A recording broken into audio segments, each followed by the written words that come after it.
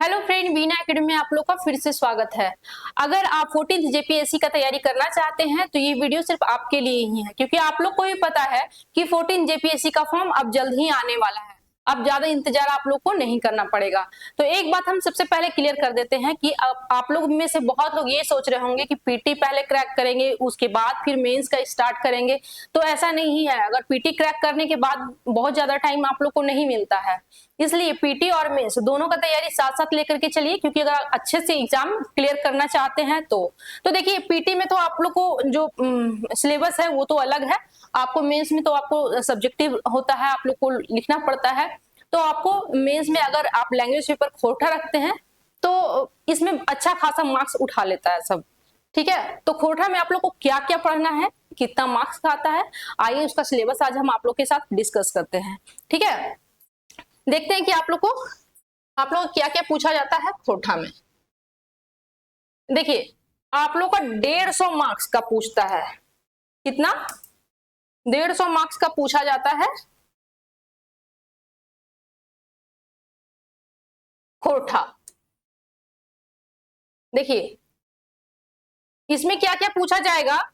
खोटा भाषा का उद्भव और विकास। सबसे पहले हम आप लोग को ये बता देते हैं कि खोटा भाषा का उद्भव और विकास अगर दोनों पूछता है, देखिए इसको कभी शॉर्ट करके चाहे कभी उद्भव पूछ लेता है, कभी विकास पूछ लेता है, कभी मिक्स कर देता है। तो हम एक बात पहले क्लियर कर देते हैं कि जो लॉन्ग क्वेश्चन रहता है जनरली 10 नंबर का होता है लॉन्ग क्वेश्चन, और जो शॉर्ट क्वेश्चन होता है वो 7 नंबर का पूछा जाता है। तो ये जरूरी नहीं है कि आपको जैसे आयोग सिलेबस दिया है एकदम डिट्टो वैसे ही क्वेश्चन पूछेगा।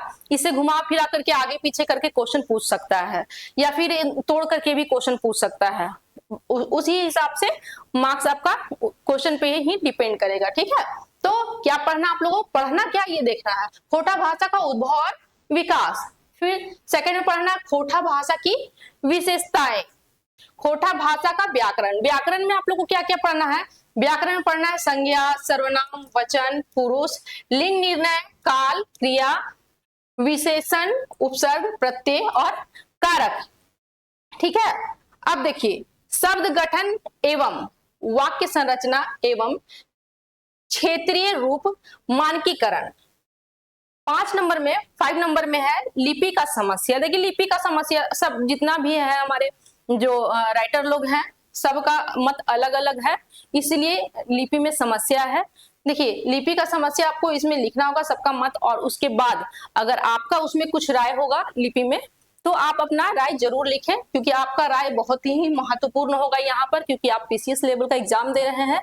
तो उस हिसाब से आपका थिंकिंग क्या है यहाँ पे बहुत मैटर करता है, इसलिए अपना राय यहाँ पर जरूर दें।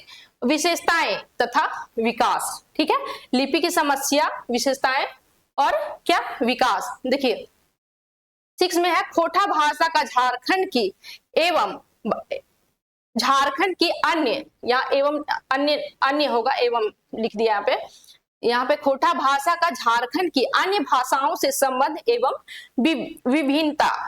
ठीक है,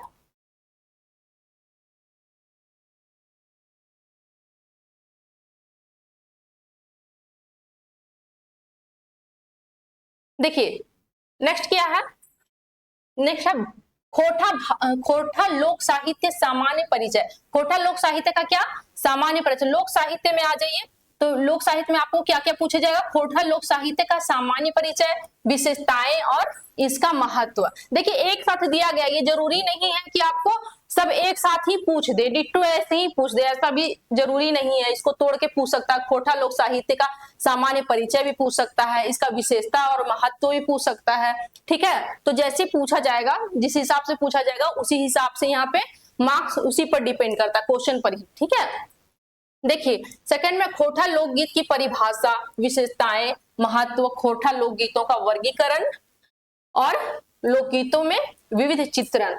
देखिए इससे रिलेटेड को आपको यहाँ पे दिया गया, इससे रिलेटेड क्वेश्चन पूछेगा, घुमा फिरा के पूछेगा, ये जरूरी नहीं है कि ऐसे ही पूछेगा। ठीक है, आइए देखते हैं खोटा लोक कथाओं का उद्भव और विकास, वर्गीकरण और महत्व पढ़ना है आपको। लोक गाथा पढ़ना है, खोटा प्रकीर्ण साहित्य में क्या क्या पढ़ना है, लोकोक्ति पढ़ना है, मुहावरा पढ़ना है, पहेली पढ़ना है और मंत्र पढ़ना है।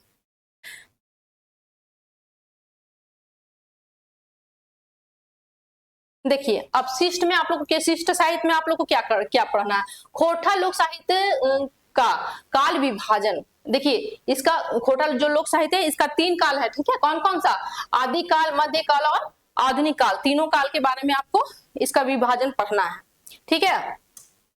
नेक्स्ट, अब देखिए खोटा पद्य साहित्य का उद्भव एवं विकास, इसका पद्य साहित्य भी है, गद्य साहित्य, पद्य साहित्य। देखिए उद्भव और विकास पढ़ना है, किसका उद्भव और विकास, लोकगीत का और फिर कविता का। नेक्स्ट है खोटा गद्य साहित्य का इतिहास एवं विकास, इसमें क्या क्या पढ़ना है, कहानी और उपन्यास, यहाँ पे उपन्यास है, नाटक, आत्मकथा, जीवनी, यात्रा वृतांत, निबंध, शब्द चित्रण और संस्मरण।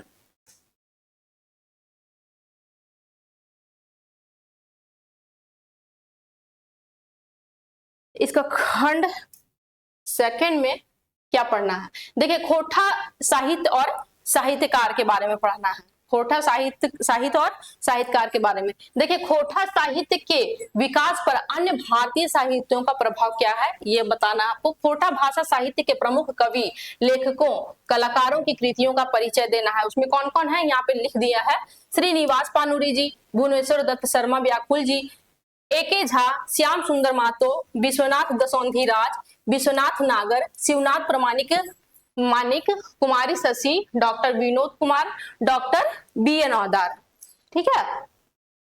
देखिए नेक्स्ट और क्या है, देखिए निबंध तो आपको पढ़ना ही है, खोटा निबंध। खोटा निबंध में क्या पढ़ना है, देखिए निम्नलिखित विषयों में से देवनागरी लिपि में निबंध, देवनागरी में लिपि में आपको निबंध लिखना, और कैसा समसामयिक निबंध, मान लीजिए कि आपको खोटा में देवनागरी में लिखना है, और समसामयिक मतलब कि आपको जो अभी चल रहा है उसी पर आधारित कुछ, जैसे पर्यावरण ये सब कुछ दे सकता है आपको, उसके बारे में लिखना पड़ेगा आपको।